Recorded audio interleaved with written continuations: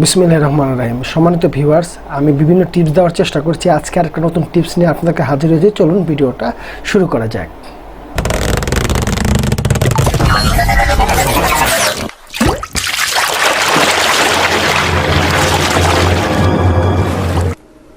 আপনার র্যাম আছে 8 GB, মানে আমার আছে 8 GB, এখান থেকে আর আমি 4 GB বাড়াবো, মানে এটা দেখা যাবে না কিন্তু পারফরমেন্স হবে। সেজন্য যে কাজটা করতে হবে, আমরা মাই কম্পিউটার যাব, প্রপার্টিসে যাব, প্রপার্টিসে গিয়ে আমরা যে কাজ করব এখানে যাব। এখানে মানে আপনার ভিতরে গিয়ে আমরা অ্যাডভান্স থেকে সেটিংয়ে যাব, সেটিং থেকে আবার অ্যাডভান্সে যাব। অ্যাডভান্সে গিয়ে এখানে দেখুন টোটাল পপারিং সাইজ অল ড্রাইভ। এখানে গিয়ে আমরা একটা র্যাম ডিস্ক তৈরি করব, যেটাকে বলা হয় র্যাম ডিস্ক।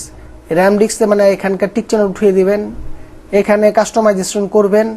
এখানে গিয়ে আপনারা আপনাদের মাদারবোর্ড অনুযায়ী, সম্মানিত ভিউয়ার্স, আপনারা একে সুন্দর করে বোঝার চেষ্টা করুন।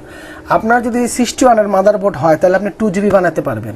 আপনার যদি 81-এর মাদারবোর্ড হয় তখন 4 GB বানাতে পারবেন।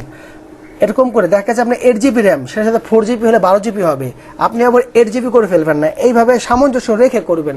যেমন আমার হচ্ছে 81-এর মাদারবোর্ড, আমি 4 GB করছি, যেমন 4096। আপনারা ক্যালকুলেটর দিয়ে করে নেবেন জিপির হিসাবটা। আর হচ্ছে 8192।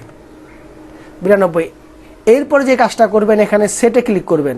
সেটে ক্লিক করার পর যে আপনার র্যাম ডিস্কটা নিল কিনা সেটার জন্য আপনি ওকে দিবেন। ওকে দেওয়ার পরে দেখুন দিস চেঞ্জ ইউর রিকোয়ার, মানে আমার যে এইটা আছে সেটা নিয়েছে। এখন খালি আমি ওকে দিয়ে রিস্টার্ট দিলে আমার একটা কার্যক্ষমতা শুরু হয়ে যাবে। সম্মানিত ভিউয়ার্স, আমি ভিডিও শেষ পর্যন্ত চলে এসেছি। যদি আমার ভিডিওটা আপনাদের ভালো লেগে থাকে অবশ্যই লাইক করবেন, শেয়ার করবেন এবং সাবস্ক্রাইব করে আমার চ্যানেলের পাশে থাকবেন। তো ধন্যবাদ সবাইকে।